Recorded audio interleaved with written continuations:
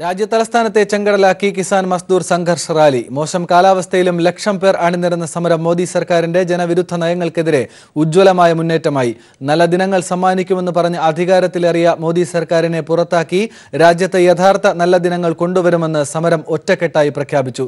രാംലീല മൈതാനിൽ നിന്ന് ആരംഭിച്ച March parliament സ്ട്രീറ്റിലെ വൻപിച്ച പൊതുയോഗത്തോടെയാണ് സമാപിച്ചത്. Minimum വേതനം 18,000 രൂപയാക്കുക, കൃഷിനാശം സംഭവിച്ച നഷ്ടപരിഹാരം നൽകുക തുടങ്ങിയ 15ഓളം ആവശ്യങ്ങൾ ഉന്നയിച്ചുകൊണ്ടാണ് രാജ്യത്തെ അധ്വാനിക്കുന്ന ജനവിഭാഗം ചെങ്കൊടിയേന്തി ഇന്ന് ദില്ലിയിൽ സമരത്തിനിറങ്ങിയത്. ദില്ലിയിലെ തെരുവോരങ്ങളിൽ ഉയർന്ന മുദ്രാവാക്യങ്ങൾ പല ഭാഷയിലായിരുന്നെങ്കിലും ഉന്നയിച്ച ആവശ്യവും ഉയർന്ന വികാരവും ഒന്നായിരുന്നു. കർഷക തൊഴിലാളി വിരുദ്ധ നയങ്ങൾ പിന്തുടരുന്ന മോദി സർക്കാരിനെതിരായ ശക്തമായ താക്കീതായിരുന്നു കിസാൻ സഭയുടെയും CITU-വിന്റെയും അഗ്രികൾച്ചറൽ വർക്കേഴ്സ് യൂണിയന്റെയും നേതൃത്വത്തിൽ സംഘടിപ്പിച്ച കിസാൻ മസ്ദൂർ സംഘർഷ് റാലി. 15ഓളം ആവശ്യങ്ങൾ ഉന്നയിച്ച് നടന്ന മാർച്ചിൽ വിവിധ സംസ്ഥാനങ്ങളിൽ നിന്നായി ലക്ഷക്കണക്കിന് പ്രവർത്തകരാണ് അണിചേർന്നത്. കർഷകർക്കും തൊഴിലാളികൾക്കും കർഷക തൊഴിലാളികൾക്കും നൽകിയ വാഗ്ദാനങ്ങൾ പാലിക്കുന്നതിൽ മോദി സർക്കാർ പരാജയപ്പെട്ടു. കർഷകരുടെയും കർഷക തൊഴിലാളികൾക്കും നൽകിയ വാഗ്ദാനങ്ങൾ ഓരോന്നും പിന്നോട്ട് പോയിരിക്കുകയാണ് ഈ സർക്കാർ. രാജ്യത്ത് തൊഴിലാളി വിരുദ്ധ നിയമങ്ങളാണ് പാസാക്കിക്കൊണ്ടിരിക്കുന്നത്. കുത്തക മുതലാളികൾക്ക് മാത്രം പ്രാപ്യമായ ഒന്നായി കൃഷിയെ മാറ്റുമ്പോൾ ഈ സമരം ജീവിതത്തെ തിരിച്ചുപിടിക്കാനുള്ളതാണെന്ന് A. വിജയരാഘവൻ പറഞ്ഞു. തൊഴിലാളികളെ സംബന്ധിച്ചിടത്തോളം ഏറ്റവും പ്രയാസകരമായ ഒരു കാര്യമാണ് തൊഴിലാളി വിരുദ്ധ നിയമങ്ങളാണ് പാസ്സായിക്കൊണ്ടിരിക്കുന്നത്. പൂർണ്ണമായി സമ്പന്നനും അതുപോലെ തന്നെ കുത്തക മുതലാളിമാർക്കും മാത്രം ചെയ്യാൻ കഴിയുന്ന ഒന്നായി കൃഷിയെ മാറ്റുന്ന ഒരു പ്രക്രിയയെ പ്രതിരോധിക്കുകയാണ്. അത് ഇന്ത്യയിലെ ജീവിതത്തെ തിരിച്ചുപിടിക്കുന്നതിന് വേണ്ടിയുള്ള ഒരു സമരമാണ്. വിവിധ സംഘടനകളെ പ്രതിനിധീകരിച്ച് 30ഓളം നേതാക്കൾ പ്രസംഗിച്ചു. CPIM ജനറൽ സെക്രട്ടറി സീതാറാം യെച്ചൂരിയും സമരത്തിന് പിന്തുണയുമായി എത്തി. ആവശ്യങ്ങൾ നേടിയെടുക്കാൻ വെവ്വേറെ സമരം ചെയ്യുന്ന രീതിയിൽ നിന്ന് വ്യത്യസ്തമായി സംഘടനകൾ ഒന്നിച്ച് സമരം സംഘടിപ്പിക്കുന്നത് രാജ്യത്ത് ഇതാദ്യമായാണ്. കർഷക തൊഴിലാളി വിഭാഗങ്ങളെ കൂടാതെ സാംസ്കാരിക പ്രവർത്തകരും ബുദ്ധിജീവികളും മറ്റ് വിവിധ ജനവിഭാഗങ്ങളും സമരത്തിൽ അണിചേർന്നു. പ്രളയ ദുരിതം അനുഭവിക്കുന്ന കേരളത്തിന് സമരം ഐക്യദാർഢ്യം പ്രഖ്യാപിച്ചു. ജനവിരുദ്ധ നയങ്ങൾ പിന്തുടരുന്ന മോദി സർക്കാരിനെതിരെ ഈ പോരാട്ടം അവസാനത്തേതല്ല. അവകാശങ്ങൾ നേടിയെടുക്കും വരെ പോരാടുമെന്നുറച്ചാണ് സമരഭടന്മാർ തിരികെ മടങ്ങുന്നത്. ക്യാമറാമാൻമാരായ ശൈലേഷ് കല്ലായിക്കും ഗോപി കടവല്ലൂരിനുമൊപ്പം ശരത് കെ ശശി, ന്യൂസ് ബ്യൂറോ, ദില്ലി. മറ്റൊരു പ്രധാന വാർത്തയിലേക്ക്. സർക്കാർ പരിപാടികൾക്ക് ഗ്രീൻ പ്രോട്ടോകോൾ ബാധകമാക്കി പൊതുഭരണ വകുപ്പ് ഉത്തരവിറക്കി. മന്ത്രിമാർ, MP-മാർ, MLA-മാർ എന്നിവരുടെ പരിപാടികൾക്കും പ്രോട്ടോകോൾ ബാധകം. വിവരങ്ങൾ ഞങ്ങളുടെ പ്രതിനിധി ലെസ്ലി ജോൺ നൽകും. ലെസ്ലി, കേരളം പോലൊരു സംസ്ഥാനത്ത് ഈ വിഷയം നിരന്തരമായി ചർച്ച ചെയ്തുകൊണ്ടിരുന്നതാണ്. ഇപ്പോൾ ഈ തീരുമാനം നിർണായകമായിരിക്കുമോ? സമഗ്രമായ വിവരങ്ങൾ എന്താണ്? Anand, government secretariat, public office, Vikas Bhavan, Swaraj Bhavan, വകുപ്പ് ഡയറക്ടറേറ്റുകൾ, കമ്മീഷണറേറ്റുകൾ, ഒപ്പം തന്നെ ജില്ലാ കളക്ടറേറ്റുകൾ എന്നിവിടങ്ങളിലെ ദൈനംദിന പരിപാടിയുമായി ബന്ധപ്പെട്ട് നടക്കുന്ന യോഗങ്ങളിൽ നിന്നും പ്ലാസ്റ്റിക് ഉൽപ്പന്നങ്ങളും മറ്റ് ഡിസ്പോസിബിൾ വസ്തുക്കളുമെല്ലാം നിരോധിച്ചുകൊണ്ടുള്ള അല്ലെങ്കിൽ ഒഴിവാക്കിക്കൊണ്ടുള്ള ഗ്രീൻ പ്രോട്ടോകോൾ ബാധകമാക്കിക്കൊണ്ട് ഇപ്പോൾ പൊതുഭരണ വകുപ്പ് ഉത്തരവ് ഇറക്കിയിരിക്കുന്നത്. പൊതുഭരണ വകുപ്പിന് വേണ്ടി പ്രിൻസിപ്പൽ സെക്രട്ടറി ബിശ്വനാഥ് സിൻഹയാണ് ഇത്തരത്തിലൊരു ഉത്തരവ് ഇറക്കിയിരിക്കുന്നത്. തെർമോകോൾ ഉൾപ്പെടെയുള്ള പ്ലാസ്റ്റിക് കുപ്പിവെള്ളം, പ്ലാസ്റ്റിക് ഡിസ്പോസിബിൾ വസ്തുക്കൾ ആഹാരപാനീയങ്ങൾ വിതരണം ചെയ്യുന്നതിനും പ്ലാസ്റ്റിക് ഉപയോഗിക്കുന്നതും തെർമോകോളിലുള്ള അലങ്കാര വസ്തുക്കളും എല്ലാം തന്നെ ഒഴിവാക്കി പ്രകൃതി സൗഹാർദ്ദ വസ്തുക്കൾ മാത്രമേ ഉപയോഗിക്കാൻ പാടുള്ളൂ എന്നുള്ള ശുചിത്വ മിഷൻ എക്സിക്യൂട്ടീവ് ഡയറക്ടറുടെ ശുപാർശയുടെ അടിസ്ഥാനത്തിലാണ് ഇപ്പോൾ പൊതുഭരണ വകുപ്പ് ഇത്തരത്തിലൊരു ഉത്തരവ് ഇറക്കിയിരിക്കുന്നത്. സംസ്ഥാനത്തെ മന്ത്രിമാർ, MLA-മാർ, MP-മാർ തുടങ്ങിയവർ പങ്കെടുക്കുന്ന പരിപാടികൾക്കും ഈ പ്രോട്ടോകോൾ ബാധകമായിരിക്കും. അതായത് ഫ്ലെക്സ്, കുപ്പിവെള്ളം, പ്ലാസ്റ്റിക് കുപ്പിവെള്ളം തുടങ്ങിയ എല്ലാം തന്നെ ഇത്തരം പരിപാടികളിൽ ഇവർ പങ്കെടുക്കുന്ന പരിപാടികളിൽ കാണാൻ പാടില്ല എന്നാണ് ഉത്തരവ് വ്യക്തമാക്കുന്നത്. ഒപ്പം തന്നെ വളരെ പ്രധാനപ്പെട്ടത് ശുചിത്വ മിഷന്റെ വലിയ തോതിലുള്ള ഇടപെടൽ സംസ്ഥാനത്തെ പ്ലാസ്റ്റിക് മാലിന്യ നിരോധന പശ്ചാത്തലത്തിലേക്ക് കാര്യങ്ങൾ എത്തിക്കുന്ന തരത്തിലേക്കുള്ള ഇടപെടൽ ഉണ്ടാകുന്നു എന്നുകൂടി ഈ ശുപാർശകളിൽ നിന്നും നമുക്ക് മനസ്സിലാവുന്നുണ്ട്. കാരണം സർക്കാരും നിലവിൽ പ്ലാസ്റ്റിക് മാലിന്യങ്ങൾ ഉണ്ടാക്കുന്ന വിപത്തിൽ നിന്നും കേരളത്തെ രക്ഷിക്കുന്നതിന് വേണ്ടിയുള്ള ഒരു തുടക്കമെന്ന നിലയിൽ തന്നെയാണ് ഗ്രീൻ പ്രോട്ടോകോൾ ബാധകമാക്കിക്കൊണ്ടുള്ള ഈ ഉത്തരവ് വന്നിരിക്കുന്നത്. ആനന്ദ്, ലെസ്ലി, അതുപോലെ തന്നെ ഇതിൽ വളരെ പ്രത്യേകിച്ച് എടുത്തു പറയുന്നത് മന്ത്രിമാർ, MLA-മാർ, MP-മാർ അടക്കമുള്ള ജനപ്രതിനിധികൾ പങ്കെടുക്കുന്ന പരിപാടികളിൽ നിർബന്ധമായും ഈ നിർദ്ദേശം പാലിക്കണമെന്നാണ്. ഒരു പുതിയ സന്ദേശം മുന്നോട്ട് വയ്ക്കൽ കൂടിയല്ലേ? തീർച്ചയായും ആനന്ദ്, അത് തന്നെയാണ് നമുക്ക് കരുതാൻ. കാരണം ഏറ്റവും പ്രധാനപ്പെട്ടത് ഗ്രീൻ പ്രോട്ടോകോൾ നടപ്പിൽ വരുന്നതോടുകൂടി സംസ്ഥാനത്ത് നടക്കുന്ന പരിപാടികളിൽ, പ്രത്യേകിച്ച് സർക്കാർ സംഘടിപ്പിക്കുന്ന പൊതുപരിപാടികൾ, മന്ത്രിമാർ, MLA-മാർ, MP-മാർ എന്നിവർ പങ്കെടുക്കുന്ന സമ്മേളനങ്ങൾ, യോഗങ്ങൾ, ഇതെല്ലാം തന്നെ പറയുമ്പോൾ ഫ്ലെക്സ് ഉൾപ്പെടെയുള്ള ഉൽപ്പന്നങ്ങൾ, അതായത് ഫ്ലെക്സ് ഉൾപ്പെടെ പുനരുപയോഗിക്കാൻ കഴിയാത്തതുമായ ഉൽപ്പന്നങ്ങൾ, പുനഃചംക്രമണത്തെ വിധേയമാക്കുന്ന ഉൽപ്പന്നങ്ങൾ മാത്രമേ ഉപയോഗിക്കാവൂ എന്ന് പറയുമ്പോൾ രാഷ്ട്രീയ പാർട്ടികളിലേക്കും ഇത് കൊണ്ടെത്തും. കാരണം മന്ത്രിമാരും MLA-മാരും അവർ പങ്കെടുക്കുന്ന രാഷ്ട്രീയ പാർട്ടി യോഗങ്ങൾ ഉണ്ടെങ്കിലും അവിടെയും ഫ്ലെക്സ് ഗ്രീൻ പ്രോട്ടോകോൾ പ്രകാരം പുറത്തു നിർത്തേണ്ട അവസ്ഥ ഉണ്ടാകുമെന്നുള്ളതാണ് ഏറ്റവും വിശാലമായ ഈ ഉത്തരവിൽ നിന്നും നമുക്ക് മനസ്സിലാക്കാൻ കഴിയുന്നത്. MP-മാരും MLA-മാരും മന്ത്രിമാരും ഒപ്പം തന്നെ ഇത്തരം കാര്യങ്ങളിലെല്ലാം ഏർപ്പെടുമ്പോൾ അവർ പങ്കെടുക്കുന്ന പരിപാടികൾ, പൊതുപരിപാടികൾ എല്ലാം ഇത്തരം പ്ലാസ്റ്റിക് വസ്തുക്കളുടെ ഉപയോഗം ഇല്ലാതാക്കുന്ന ഒരു നടപടിയിലേക്കാണ് ഉത്തരവ് കടക്കുന്നത്. വ്യക്തമാണ്. ലെസ്ലി ജോണാണ് വിവരങ്ങൾ നൽകിയത്. സർക്കാർ പരിപാടികൾക്ക് ഗ്രീൻ പ്രോട്ടോകോൾ ബാധകമാക്കി പൊതുഭരണ വകുപ്പ് ഉത്തരവിറക്കി. മന്ത്രിമാർ, MP-മാർ, MLA-മാർ എന്നിവരുടെ പരിപാടികൾക്കും പ്രോട്ടോകോൾ ബാധകം. പൊതുഭരണ വകുപ്പാണ് ഈ പ്രോട്ടോകോൾ പുറത്തിറക്കിയിരിക്കുന്നത്. കേരളത്തിന്റെ ദുരിതാശ്വാസ സഹായങ്ങൾക്ക് വീണ്ടും തടസ്സവുമായി കേന്ദ്ര സർക്കാർ. പുനരുദ്ധാരണ പ്രവർത്തനങ്ങൾക്ക് സാമ്പത്തിക സഹായം തേടി വിദേശത്ത് പോകാൻ മന്ത്രിമാർക്ക് കേന്ദ്ര സർക്കാർ അനുമതി നൽകില്ല. വിദേശ സഹായം സ്വീകരിക്കില്ല എന്ന നയത്തിൽ മാറ്റമില്ലെന്നും കേന്ദ്ര സർക്കാർ വൃത്തങ്ങൾ അറിയിച്ചു. ദുരിതാശ്വാസ പ്രവർത്തനങ്ങൾക്ക് സാമ്പത്തിക സഹായം തേടി മന്ത്രിമാരെ വിദേശത്തയക്കാൻ സംസ്ഥാന മന്ത്രിസഭ നേരത്തെ തീരുമാനിച്ചിരുന്നു. എന്നാൽ ഇതിനോട് മുഖം തിരിച്ചു നിൽക്കുകയാണ് കേന്ദ്ര സർക്കാർ. മന്ത്രിമാരുടെ വിദേശയാത്ര സംബന്ധിച്ച ചട്ടങ്ങൾ പരിശോധിച്ച ശേഷമേ അന്തിമ തീരുമാനം എടുക്കുകയുള്ളൂവെന്ന് ഉന്നത വൃത്തങ്ങൾ വ്യക്തമാക്കി. മന്ത്രിമാർ സന്ദർശിക്കാൻ ഉദ്ദേശിക്കുന്ന രാജ്യങ്ങളിലെ നിയമങ്ങൾ പരിശോധിക്കേണ്ടി വരും. മന്ത്രിമാർക്ക് വിദേശത്തെ വ്യക്തികളിൽ നിന്ന് മുഖ്യമന്ത്രിയുടെ ദുരിതാശ്വാസ ഫണ്ടിലേക്ക് പണം സ്വീകരിക്കാൻ തടസ്സമില്ല. എന്നാൽ വിദേശ രാജ്യങ്ങളുടെ സഹായം സ്വീകരിക്കുന്നത് തടയും.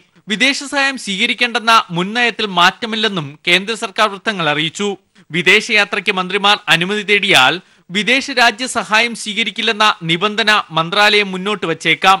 നേരത്തെ മതിയായ കേന്ദ്ര സഹായം നൽകാത്ത NDA സർക്കാർ വിദേശ സഹായം സ്വീകരിക്കുന്നതിന് അനുമതി നിഷേധിച്ചത് വലിയ വിവാദമായിരുന്നു. കേരളത്തെ രാഷ്ട്രീയമായി ഒറ്റപ്പെടുത്താനുള്ള ശ്രമമാണെന്ന് നിരീക്ഷകർ ചൂണ്ടിക്കാട്ടുന്നു. അതിന് പിന്നാലെയാണ് മന്ത്രിമാർ സഹായം തേടി പോകുന്നത് തടയാനുള്ള ശ്രമങ്ങളും നടക്കുന്നത്. News bureau, Delhi. പ്രളയാനന്തര നടപടികളുടെ ഭാഗമായി കൊച്ചിയിൽ ഇലക്ട്രോണിക് മാലിന്യ ശേഖരണം തുടങ്ങി. ജില്ലാ ഭരണകൂടത്തിന്റെയും ഹരിത കേരള മിഷന്റെയും ആഭിമുഖ്യത്തിലാണ് പ്രളയബാധിത പ്രദേശങ്ങളിൽ നിന്ന് ഈ മാലിന്യം ശേഖരിക്കുന്നത്. ക്ലീൻ കേരള കമ്പനി, ശുചിത്വ മിഷൻ, തദ്ദേശ സ്ഥാപനങ്ങൾ എന്നിവയുടെ ഏകോപനത്തോടെ ശേഖരിക്കുന്ന മാലിന്യങ്ങൾ ശാസ്ത്രീയമായി സംസ്കരിക്കാനാണ് തീരുമാനം. പറവൂർ താലൂക്കിലെ വടക്കേക്കരയിൽ നിന്നാണ് ഈ മാലിന്യങ്ങൾ ശേഖരണത്തിന് തുടക്കമായത്. കൊച്ചിയിൽ നിന്ന് ഉമേഷ് തയ്യാറാക്കിയ റിപ്പോർട്ട് കാണാം. പരിസ്ഥിതിക്ക് വലിയ തരത്തിൽ ദോഷം ചെയ്യുന്നവയാണ് ഈ മാലിന്യങ്ങൾ. ഇത്തരത്തിൽ ജില്ലയിൽ എവിടെയെല്ലാമാണോ ഇത്തരത്തിൽ ഇലക്ട്രോണിക് മാലിന്യങ്ങൾ അടിഞ്ഞുകൂടിയിരിക്കുന്നത് അത് വീടുകളിൽ കയറി ഇത്തരത്തിൽ നേരിട്ട് സംഭരിച്ച ശേഷം വാഹനങ്ങളിൽ കയറ്റി അതാത് സ്ഥലത്ത് പൊതുസ്ഥലങ്ങളിൽ കൊണ്ടുപോയി ശാസ്ത്രീയമായി സംസ്കരിക്കുന്ന രീതിയാണ് ജില്ലാ ഭരണകൂടം അവലംബിച്ചിരിക്കുന്നത്. അതുകൊണ്ട് തന്നെ വലിയ തരത്തിലുള്ള പരിസ്ഥിതി പ്രശ്നങ്ങൾ ഒഴിവാക്കാൻ കഴിയും എന്നുള്ളത് തന്നെയാണ് ജില്ലാ ഭരണകൂടത്തിൻ്റെ കണക്കുകൂട്ടൽ. ഏറ്റവും വലിയ പ്രശ്നമെന്ന് പറയുന്നത് ഇതിലടങ്ങിയിരിക്കുന്ന ഹൈലി ടോക്സിക് ആയിട്ടുള്ള സാധനങ്ങളാണ്. അതായത് മെർക്കുറി, ലെഡ്, കാഡ്മിയം തുടങ്ങിയവ. ഇവ വാട്ടർ ബോഡീസിലാണ് നിക്ഷേപിക്കപ്പെടുന്നത് എങ്കിൽ വലിയ അപകടകരമായ സ്ഥിതിവിശേഷമാണ് ഭൂമിക്ക് ഉണ്ടാകാൻ പോവുക. അതിനെ തടയുന്നതിന് വേണ്ടി ഇതിനെ ശാസ്ത്രീയമായി സംസ്കരണം നടത്തുക എന്നുള്ളതാണ് ഇതിൻ്റെ ഒന്നാമത്തെ ലക്ഷ്യം. ആക്രിക്കാരെ വന്നു കൊണ്ടുപോയും ഈ പറഞ്ഞ പോലെ അവർ നല്ലതെന്ന് തോന്നുന്നത് എടുക്കാൻ, ബാക്കിയുള്ളത് ഇതുപോലെ അശാസ്ത്രീയമായിട്ട് ഓരോ സ്ഥലത്ത് ഉപേക്ഷിക്കുന്ന രീതി ഉണ്ടാവും. അത് എങ്ങനെ നമുക്ക് തടയാൻ കഴിയും? തീർച്ചയായിട്ടും ബോധവൽക്കരണമാണ് ഈ കാര്യത്തിൽ ആവശ്യം. കാരണം നമുക്കിപ്പോൾ ഒരു കമ്പ്യൂട്ടർ, ഒരു TV കൊടുത്താൽ കൂടുതൽ പണം കിട്ടുമ്പോൾ സ്വാഭാവികമായും ജനങ്ങൾ ആ കൂടുതൽ പണം കിട്ടുന്നവർക്ക് കൊടുക്കും. പക്ഷേ ഇങ്ങനെ കൊണ്ടുപോകുന്ന കമ്പ്യൂട്ടർ ആയാലും ലാപ്ടോപ്പ് ആയാലും ഇലക്ട്രോണിക്സ് ഐറ്റം, പ്രത്യേകിച്ച് ഫ്രിഡ്ജിൽ നിന്ന് ആദ്യം അതിന് ഗ്യാസ് റിലീസ് ചെയ്യണം. അതല്ലാതെ അത് പൊട്ടിക്കുകയാണെന്നുണ്ടെങ്കിൽ ആ പ്രദേശത്ത് തന്നെ അപകടകരമായ സ്ഥിതിവിശേഷം ഉണ്ടാകും. ഇത് ജനങ്ങളെ പറഞ്ഞ് മനസ്സിലാക്കണം. പ്രളയാനന്തര നടപടികൾ കൂടുതൽ വിപുലമാക്കുന്നതിന്റെ ഭാഗമായാണ് എറണാകുളം ജില്ലാ ഭരണകൂടം ഇത്തരത്തിൽ വീടുകളിൽ കയറി ഈ മാലിന്യം ശേഖരിക്കുന്നത്. 2 ദിവസം കൊണ്ട് തന്നെ പരമാവധി വീടുകളിൽ കയറി മാലിന്യം ശേഖരിച്ച് ശാസ്ത്രീയമായി സംസ്കരിക്കുകയാണ് ജില്ലാ ഭരണകൂടത്തിന്റെ ലക്ഷ്യം. വടക്കേക്കരയിൽ നിന്നും cameraman Siyad ഗുലാമിനൊപ്പം KM Umesh.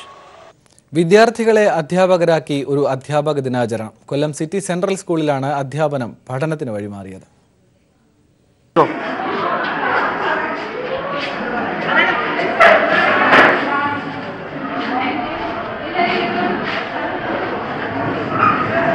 ഗൃഹാതുരത ഉണർത്തുന്നതായിരുന്നു 10B class മുറിയിലെ രംഗങ്ങൾ. സ്കൂൾ ഗേൾ അധ്യാപികയുടെ റോളിൽ അധ്യാപനം തുടങ്ങി. വിദ്യാർത്ഥികളായി പ്രധാന അധ്യാപികയും മറ്റ് അധ്യാപകരും അവർ അവരുടെ കുട്ടിക്കാലത്തെക്കുറിച്ചും അക്കാലത്തെ വിദ്യാഭ്യാസത്തെക്കുറിച്ചും അനുഭവം പങ്കുവച്ചു. ഓരോരുത്തർ ചെയ്യുന്ന ജോലിയും അവരെ അറിയണം, അതിൻ്റെ മഹത്വം അറിയണം, അതിൻ്റെ കഷ്ടപ്പാട് അറിയണം. എന്നാൽ മാത്രമേ കൂടുതൽ കാര്യങ്ങൾ അവർക്ക് സമൂഹത്തോട് കൊടുക്കാൻ പറ്റുള്ളൂ. അതുകൊണ്ട് ഇപ്രാവശ്യം അവരെ എല്ലാവരും സ്കൂളിലെ എല്ലാ മെമ്പേഴ്സിനെയും ആദരിച്ചുകൊണ്ട് കുഞ്ഞുങ്ങൾ ചെയ്യുന്ന കാര്യങ്ങളാണ്. ഞങ്ങളൊരു ഔട്ട്ലൈൻ ഇട്ട് കൊടുത്തു. അവർ തന്നെ എല്ലാ കാര്യങ്ങളും ചെയ്യുന്നതാണ്. അവരുടെ സ്വന്തം കഴിവുകളുണ്ട്, അവരുടെ ക്രിയേറ്റിവിറ്റി കൊണ്ട് ചെയ്യുന്ന കാര്യങ്ങളാണ്. അധ്യാപനത്തിന്റെ പ്രസക്തിയും ഉത്തരവാദിത്വവും തങ്ങൾക്ക് ബോധ്യപ്പെട്ടുവെന്ന് വിദ്യാർത്ഥികൾ പറഞ്ഞു. ഇന്നത്തെ ഫുൾ കൺട്രോൾ എന്നുവെച്ചാൽ ടീച്ചേഴ്സ് ജസ്റ്റ് സ്റ്റുഡൻസ് ആണ്, സ്റ്റുഡൻസ് ഫുള്ള് ടീച്ചേഴ്സാണ്. അതാണ് ഇന്നത്തെ ദിവസം. അപ്പം ഈ ദിവസം കൊണ്ട് നമുക്ക് മനസ്സിലാക്കുന്നത് ഒരിക്കലും ഒരു ടീച്ചറിന്റെ ജോലി എന്ന് പറഞ്ഞാൽ അത്ര എളുപ്പമല്ല, ഭയങ്കര ഡിഫിക്കൽട്ട് ആയിട്ടുള്ളൊരു ജോലിയാണത്. ഒരിക്കലും നമുക്ക് ജസ്റ്റ് കാണുമ്പോൾ വിചാരിക്കും ടീച്ചറല്ലേ, ജസ്റ്റ് ക്ലാസ്സിൽ എന്തെങ്കിലും അടുത്ത് മിണ്ടായിരിക്കാൻ പറഞ്ഞാൽ മതിയല്ലോ. പക്ഷെ അതേപോലെ അല്ല. സ്കൂൾ നടത്തിപ്പ്, ഭരണനിർവഹണം, അധ്യാപനം എന്നിവ എങ്ങനെ കൈകാര്യം ചെയ്യാമെന്ന അവബോധം കുട്ടികൾക്ക് പകരുകയായിരുന്നു അധ്യാപക ദിനത്തിലെ ഈ ലക്ഷ്യം. ന്യൂസ് ബ്യൂറോ, കൊല്ലം. മീശ നോവൽ നിരോധിക്കണമെന്ന ഹർജി സുപ്രീംകോടതി തള്ളി. എഴുത്തുകാരന്റെ ഭാവനയെയും സ്വാതന്ത്ര്യത്തെയും ബഹുമാനിക്കണമെന്നും സുപ്രീംകോടതി വ്യക്തമാക്കി. പുസ്തകത്തിന്റെ ഒരു ഭാഗം മാത്രമല്ല എടുത്തു വായിക്കേണ്ടതെന്ന് ചീഫ് ജസ്റ്റിസ് അധ്യക്ഷനായ ബെഞ്ച് വ്യക്തമാക്കി. മാതൃഭൂമി ആഴ്ചപ്പതിപ്പിൽ പ്രസിദ്ധീകരിച്ച എസ് ഹരീഷിന്റെ മീശ എന്ന നോവലിനെതിരായ ഹർജിയാണ് സുപ്രീം കോടതി തള്ളിയത്. ക്ഷേത്രത്തിൽ പോകുന്ന സ്ത്രീകളെ അപമാനിക്കുന്നതാണ് നോവലിലെ ചില ഭാഗങ്ങളെന്ന് ഹർജിക്കാരൻ ചൂണ്ടിക്കാണിക്കുന്നു. അതുകൊണ്ട് തന്നെ നോവൽ രാജ്യത്താകമാനം നിരോധിക്കണം എന്നും അദ്ദേഹം ആവശ്യപ്പെടുന്നുണ്ട്. ഡൽഹിയിൽ സ്ഥിരതാമസക്കാരനായ മലയാളി എൻ രാധാകൃഷ്ണനാണ് സുപ്രീം കോടതിയെ സമീപിച്ചത്. പക്ഷേ സുപ്രീം കോടതിയാകട്ടെ എഴുത്തുകാരന്റെ ആവിഷ്കാര സ്വാതന്ത്ര്യത്തെ ഓർമ്മിപ്പിച്ചുകൊണ്ട് ആ ഹർജി തള്ളി. വായനക്കാരൻ എപ്പോഴും എഴുത്തുകാരന്റെ സൃഷ്ടിയെയും സർഗാത്മകതയും ബഹുമാനിക്കാൻ പഠിക്കണം. സുപ്രീം കോടതിക്ക് ഒരിക്കലും എഴുത്തുകാരന്റെ സ്വാതന്ത്ര്യത്തിൽ കൈകടത്താനാകില്ല എന്നും ചീഫ് ജസ്റ്റിസ് അധ്യക്ഷനായ ബെഞ്ച് വിധിന്യായത്തിൽ ചൂണ്ടിക്കാട്ടുകയും ചെയ്തു. നേരത്തെ ഹർജിയിൽ വിശദമായ വാദം കേട്ടപ്പോൾ കേന്ദ്ര സംസ്ഥാന സർക്കാരുകൾ ഈ ആവിഷ്കാര സ്വാതന്ത്ര്യത്തിൽ കൈകടത്താനാകില്ല എന്ന് വ്യക്തമാക്കിയിരുന്നു. അതുകൊണ്ട് തന്നെ ഇത് നിരോധിക്കാനാകില്ല എന്നും ചൂണ്ടിക്കാട്ടിയിരുന്നു. ഇക്കാര്യത്തിൽ സംസ്ഥാന കേന്ദ്ര സർക്കാരുകളുടെ വാദം കൂടി പരിഗണിച്ച ശേഷമാണ് ഈ ഹർജി സുപ്രീം കോടതി തള്ളിയിരിക്കുന്നത്. എന്തായാലും വിധിയെ നോവലിസ്റ്റായ എസ് ഹരീഷ് സ്വാഗതം ചെയ്തു. ഇന്ത്യൻ ജനാധിപത്യത്തിലും ഭരണഘടനയിലുമുള്ള വിശ്വാസത്തെ ഊട്ടിയുറപ്പിക്കുന്നതാണ് വിധിന്യായമെന്നാണ് ഹരീഷ് പ്രതികരിച്ചിരിക്കുന്നത്. ജലന്ധർ ബിഷപ്പിനെതിരായ അന്വേഷണം ശരിയായ ദിശയിൽ. അന്വേഷണ സംഘത്തിന് മേൽ സമ്മർദ്ദമൊന്നുമില്ലെന്ന് കോട്ടയം SP ഹരിശങ്കർ.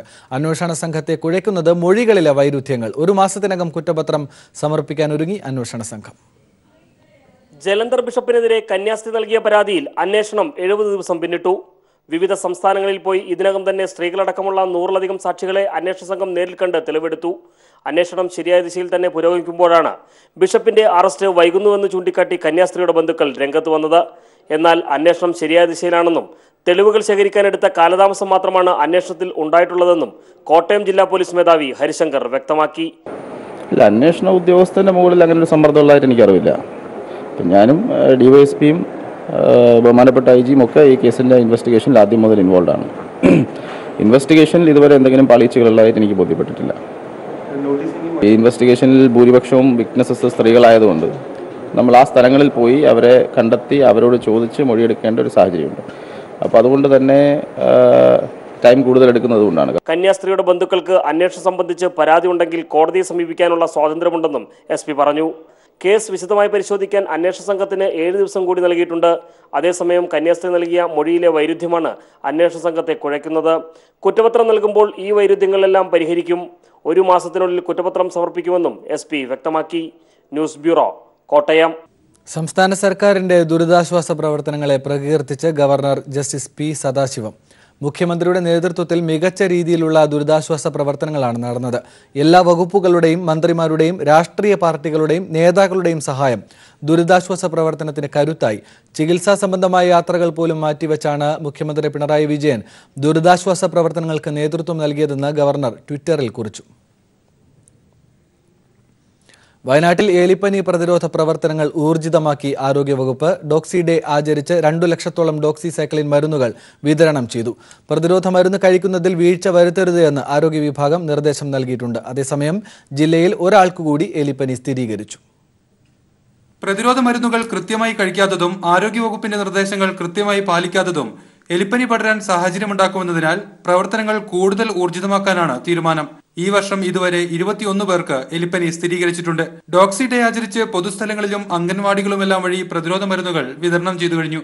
ഇത്തരം പ്രവർത്തനങ്ങൾ വിശ്രമമില്ലാതെ തുടരാനാണ് ആരോഗ്യവകുപ്പിന്റെ തീരുമാനം. ഏതൊരു സ്ഥലത്തും പനിയുടെ എണ്ണം കൂടുകയോ വേറെ എന്തെങ്കിലും ഇതായിട്ട് കാണുകയാണെങ്കിൽ നമ്മൾ അവിടെ കൂടുതൽ ഫോക്കസ് ചെയ്ത് ഇതിനുള്ള പ്രതിരോധ പ്രവർത്തനങ്ങൾ എല്ലാ ഭാഗത്തും ചെയ്യുന്നുണ്ട്. ഇതിനു വേണ്ടി നമുക്ക് ഇന്നിപ്പോൾ നമ്മുടെ WHO, യുനിസെഫ്, അതുപോലെ മദ്രാസ് തമിഴ്നാട് ടീമിൻ്റെ പബ്ലിക് ഹെൽത്ത് ടീമോ ഇവരെല്ലാവരും നമുക്ക് ഇവിടെ സഹായത്തിനായി ജില്ലയിലുണ്ട്. ഇപ്പോൾ നമുക്ക് നിയന്ത്രണ വിധേയമാണ്. പക്ഷേ നമ്മളിപ്പോൾ നോക്കുന്ന അതേ ലെവലിൽ തന്നെ മുന്നോട്ട് നമ്മൾ പോകണം. നമ്മളിവിടെ ഒരു റിലാക്സേഷൻ നമുക്ക് പറ്റില്ല. കുറച്ചുകൂടി നമ്മൾ വിജിലൻ്റ് ആയിട്ട് പോകണം. കാരണം നമുക്ക് തടയാൻ പറ്റുന്ന ഒരു മരണമാണ്. അസുഖങ്ങൾ വരാം, പക്ഷേ മരണം നമുക്ക് തടയുക എന്നുള്ളതാണ് നമ്മുടെ പ്രധാന ലക്ഷ്യം. മാനന്തവാടി താലൂക്കിലാണ് എലിപ്പനി ബാധിതരിൽ അധികവും. സെപ്റ്റംബർ 1 മുതൽ 3 വരെ 8 പേർക്കാണ് എലിപ്പനി സ്ഥിരീകരിച്ചത്. ഇതെല്ലാം മാനന്തവാടി താലൂക്ക് പരിധിയിലുള്ളവരാണ്. കഴിഞ്ഞ വർഷം ജില്ലയിൽ എലിപ്പനി 6 പേരുടെ മരണത്തിന് ഇടയാക്കിയിരുന്നു. News bureau, Wayanad. എലിപ്പനി പ്രതിരോധ പ്രവർത്തനങ്ങൾ ശക്തമായി തുടരാൻ ആരോഗ്യമന്ത്രി കെ ശൈലജയ്ക്ക് മുഖ്യമന്ത്രി പിണറായി വിജയൻ നിർദ്ദേശം നൽകി. എലിപ്പനി പടരാൻ ഇടയുള്ള മേഖലകളിൽ പ്രത്യേക ശ്രദ്ധ പുലർത്തണം.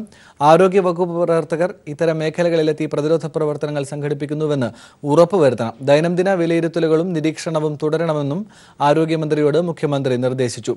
പ്രതിരോധ പ്രവർത്തനങ്ങളുമായി ബന്ധപ്പെട്ട് ജനകീയ ബോധവൽക്കരണ പരിപാടികൾ ശക്തമാക്കണം. മറ്റ് പകർച്ചവ്യാധികൾക്കെതിരെയുള്ള മുൻകരുതൽ നടപടികൾ സ്വീകരിക്കാനും നിർദ്ദേശം നൽകിയിട്ടുണ്ട്. പ്രളയം അനുഭവിച്ച നാഗാലാൻഡിന് ഐക്യദാർഢ്യം പ്രഖ്യാപിക്കുന്നുവെന്നും മുഖ്യമന്ത്രി ഫേസ്ബുക്കിൽ കുറിച്ചു.